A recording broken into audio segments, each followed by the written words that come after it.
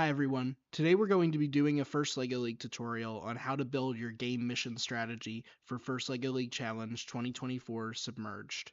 The most important thing about building a game strategy for your team is choosing which missions to prioritize. This can take a lot of forms. I know the teams I've coached over the years, it's been different every year. Some of my teams have decided to just vote on what they wanted to do, or maybe they liked one mission over another, especially with fifth graders. Sometimes they just get very caught up with which mission they think is cool. When it comes to some of the older students, though, they really do like to prioritize how they're going to do the mission and how many points it's worth. So the main idea is finding a way to group the missions together and figuring out which way is going to score you the most points. An example of a way to figure out which missions you want to prioritize is making a simple spreadsheet where you're going to rate your missions based on how easy or hard you think they are based on the first impressions of the game. Here you can see a spreadsheet with this year's missions listed. This is the spreadsheet some of my students used this year to figure out which missions they wanted to do. I couldn't totally explain it to you. I kind of let them just roll with it, but it did result in a very well-structured game strategy. And they did also use the physical map that we printed out from the first LEGO League Challenge game materials, and they drew out which way their robot was moving, why it was going to go that way, and they had a very well laid out plan based on this initial spreadsheet they made. Another strategy for figuring out which missions to do is just simply by looking at the map, like we have here, and grouping the ones that are nearby to each other in a linear fashion. So that's what we're going to do today. I'm going to run you through how to make a mock-up of a game strategy, and then I'm also going to do a number of tutorials after this showing how to do those different programs. So the first thing we need to do is figure out which missions are on the left side.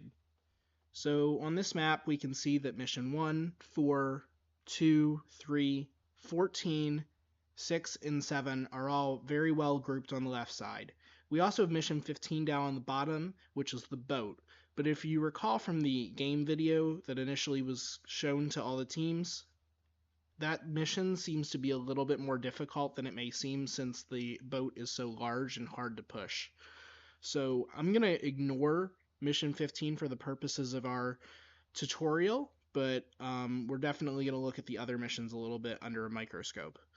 So we can kind of see here on the map, we know mission 1 is the coral thing. I don't remember the right names of these, but mission 1 is the coral piece you have to flip, and then it's also the coral tower that you have to raise. Now the coral tower is kind of a difficult mission, so I don't think we should maybe go for that one.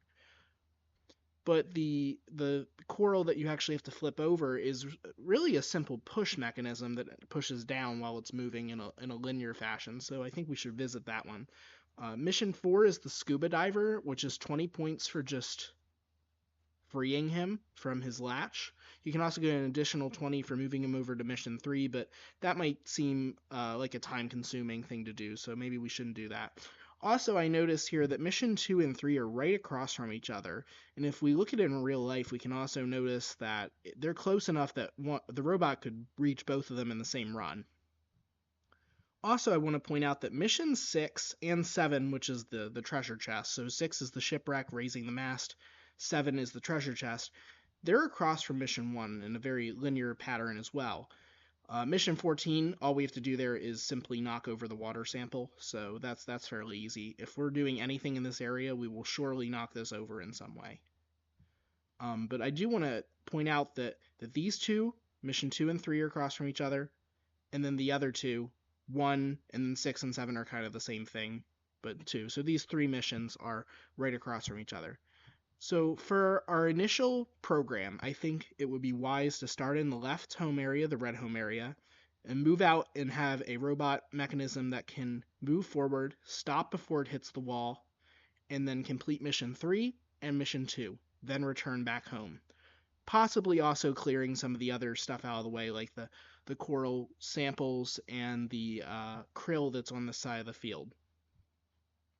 Our next program that I think we should do is definitely try and do 1 and then 6 and 7 since they're across from each other.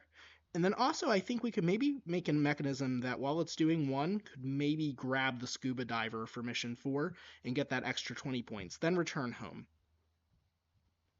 Moving over to the right side of the map, I don't think we should try and do anything crossing the field. A lot of the crossing the field missions are kind of difficult, and I'm really only aiming for a middle of the road to high score for our tutorial.